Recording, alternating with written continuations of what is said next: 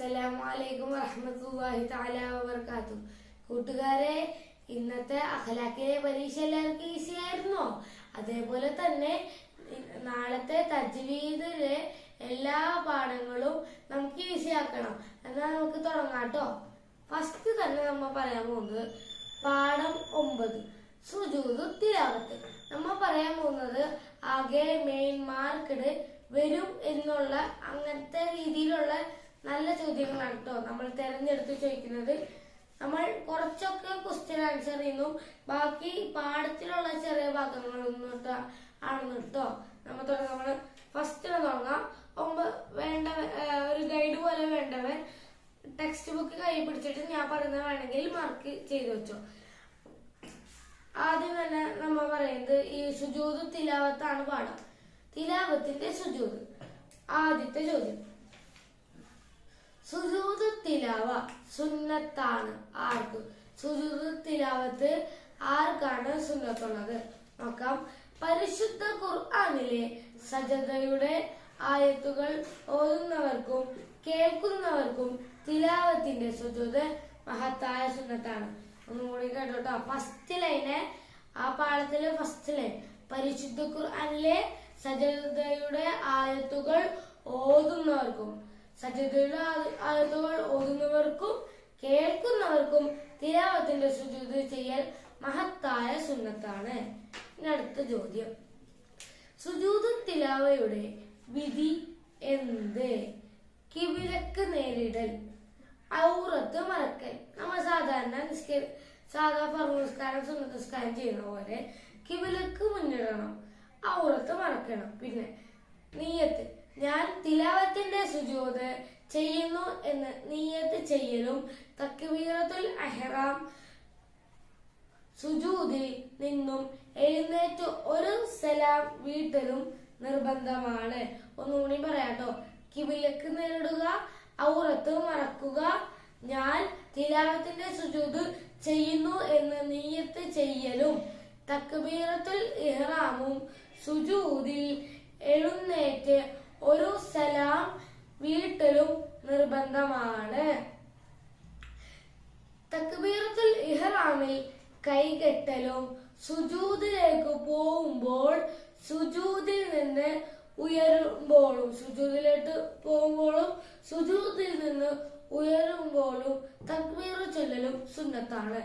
സുജൂദിൽ നമ്മൾ സുജൂദിൽ പോകുമ്പോൾ ചൊല്ലേണ്ടത് സജദ വജ്ഹിയ ലില്ലദീ ഖലഖഹു വസവ്വറഹു വശഖ്ഖ സമഅഹു വബസറഹു ബിഹൗലിഹി വഖുവ്വതിഹി ഫതബാരകല്ലാഹു അഹ്സനുൽ ഖാലിഖീൻ എന്ന് ചൊല്ലലും സുന്നത്താണ്.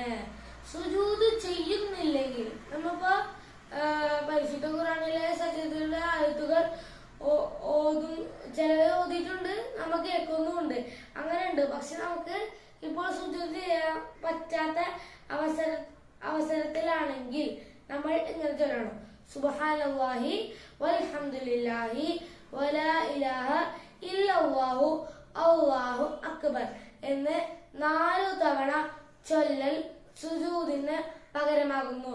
ഇങ്ങനെ 4 പ്രാവശ്യം ചൊല്ലിയാൽ സുജൂദ് ചെയ്യുന്നതിന് പകരമായിരിക്കും.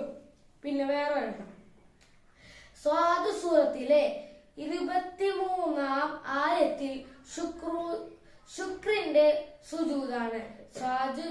സ്വാദ് സൂറത്തിലെ 23-ാം ആയത്തിൽ ശുക്രിന്റെ സുജൂദാണ്. ഇത് ശുക്രിന്റെ സുജൂദ് തിലാവത്തിന്റെ സുജൂദ് പോലെ മറ്റൊരെണ്ണമാണ്. അത് നിസ്കാരത്തിൽ ചെയ്താൽ നിസ്കാരം ബാത്തിലാകും. എങ്ങാനും നമ്മൾ ഈ സ്വാദ് സൂറത്തിലെ 23-ാം ആയത്ത് ഒന്നും നമ്മൾ നിസ്കരിക്കുമ്പോൾ കേട്ടു, ആ സമയത്ത് ഈ സുജൂദ് ചെയ്താൽ നമ്മളെ നിസ്കാരം ബാത്തിലായി പോകും. ഇനി നമുക്ക് ഇപ്പൊ 9-ാമത്തെ പാഠം കഴിഞ്ഞു. നമുക്ക് 8-ാമത്തെ പാഠം, വഖഫിന്റെ അടയാളങ്ങളും വ്യാഖ്യാനങ്ങളും. ഈ പാഠം പറയുമ്പോൾ വഖഫ് എന്ന് വെച്ചാൽ നമ്മൾ ഖുർആൻ ഓതുന്നതിൽ നിർത്തുന്ന ശൈലി.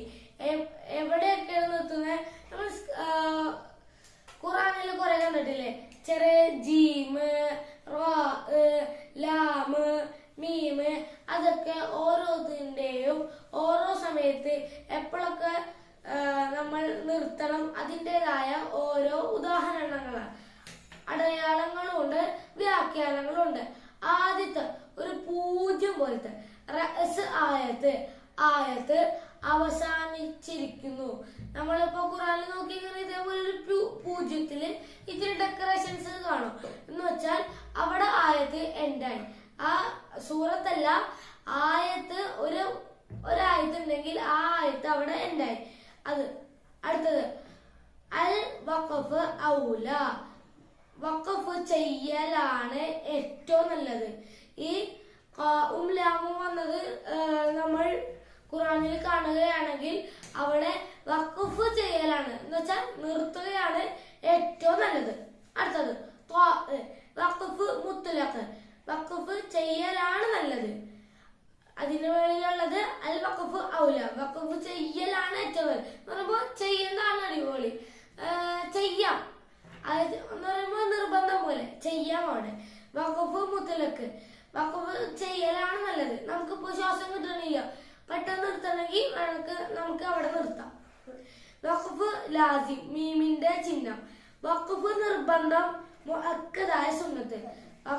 വഖഫ് നിർബന്ധമാണ്, പിന്നെ മുഅക്കദായ സുന്നത്താണ്. ഇത് രണ്ടും ഉണ്ട് കേട്ടോ, നല്ല പ്രതിഫലമുള്ള വഖഫാണ്. അടുത്തത് വഖഫ് ജായിസ്, വഖഫ് ചെയ്യലും ചെയ്യാതിരിക്കലും സമം, ഒരുപോലെ. ഇപ്പൊ ഈ ജീം ഇട്ടോടത്ത് വഖഫ് ചെയ്താലും ചെയ്തില്ലെങ്കിലും ഒരേപോലെ. നമുക്ക് വേണമെങ്കിൽ അവിടെ ചെയ്യാം, ചെയ്യാതിരിക്കാം. അടുത്തത് ശ്രീല, അൽ വസ്ലു ഔല, ചേർത്തി ഓതലാണ് ഏറ്റവും നല്ലത്. ഈ ശ്രീല, ഈ സ്വാദും ലാമും കാണുകയാണെങ്കിൽ നമ്മളവിടെ നിർത്തണ്ട, ഒരുമിച്ച് ഇപ്പുറത്തെ ആയത്തിനായിട്ട് കൂട്ടി ഓതുക, അതാണ് നല്ലത്. വഖഫ് മുജവ്വസ്, ചേർത്തി ഓതലാണ് നല്ലത്. അവിടെ ചേർത്തി ഓതലാണ് ഒന്നും കൂടി നല്ലത്. അൽ വസ്ലു ഔല, അത് ചേർത്തി ഓതലാണ് ഏറ്റവും നല്ലത്. അവിടെ ചേർത്തി ഓതിയാൽ മതി, അതാണ് നിർബന്ധം. അൽ വഖഫ് മുജവ്വസ് വേണമെങ്കിൽ ചേർത്തി ഓതാം, അല്ലെങ്കിൽ വിട്ടു ഓതാം. അടുത്തത് ഖാഫിന്റെ ഖീല അലൈഹിൽ വഖഫ്, നിർത്താമെന്ന് അഭിപ്രായമുണ്ട്. നിർത്താം, അങ്ങനെ കുഴപ്പമില്ല, നമുക്ക് വേണമെങ്കിൽ നിർത്താം. അങ്ങനെയാണ് ഖാഫിന്റെ ഖീല അലൈഹിൽ വഖഫ്, നിർത്താമെന്ന് അഭിപ്രായമുണ്ട്. ഇനി അടുത്തത് താഇന്റെ കുത്ത്, 3 കുത്തുള്ള പോലെ രണ്ടെണ്ണം, ഇരട്ട അക്ഷരം. വഖഫ് മുആനഖ, വഖഫ് മുറാഖബ. നിർത്തുന്ന പക്ഷം രണ്ടിൽ ഒരിടത്തെ നിർത്താവൂ. നമ്മളിപ്പോ ഖുറാനിൽ ഒറ്റ ആയതിൽ തന്നെ ഈ രണ്ടെണ്ണം, രണ്ട് സൈഡ്, ഒറ്റ ആയതില് ഒന്ന് ഇവിടെ ആണെങ്കിൽ ഒന്ന് ഇവിടെ ആയിരിക്കും. അപ്പൊ നമ്മൾ രണ്ടെണ്ണത്തില് ഏതെങ്കിലും ഒരു സ്ഥലത്ത് നിർത്താ, ഒരു സ്ഥലത്ത് കൂട്ടി ഓതാം. അടുത്തത് ലാ തഖഫ്, നിർത്തരുത്, നിർത്താണ്ട് ഓതിക്കൊണ്ടിരിക്കണം. ആയത്തിന്റെ ഇടക്കാണെങ്കിൽ എടുത്തോതണം. ആയത്തിന്റെ ഇടക്കാണെങ്കിൽ ഇടക്ക് ഓതിക്കോ, കുഴപ്പമില്ല. ആയത്ത് പൂർത്തിയായിട്ടുണ്ടെങ്കിൽ മടക്കി ഓതേണ്ടതില്ല. ആയത്ത് ഇപ്പോ ഒരെണ്ണം പൂർത്തിയായി, അപ്പോഴാണ് നമ്മൾ ലാമിന്റെ ഈ വഖഫിന്റെ അടയാളങ്ങൾ നമ്മൾ ആലോചിക്കണം. അങ്ങനെയാണെങ്കിൽ മടക്കി ഓതണമെന്നില്ല. ഇനി ബാക്കിയുള്ള 2 പാഠങ്ങൾ പാർട്ട് 2 നമുക്ക് കാണാം. അസ്സലാമു അലൈക്കും വറഹ്മത്തുള്ളാഹി.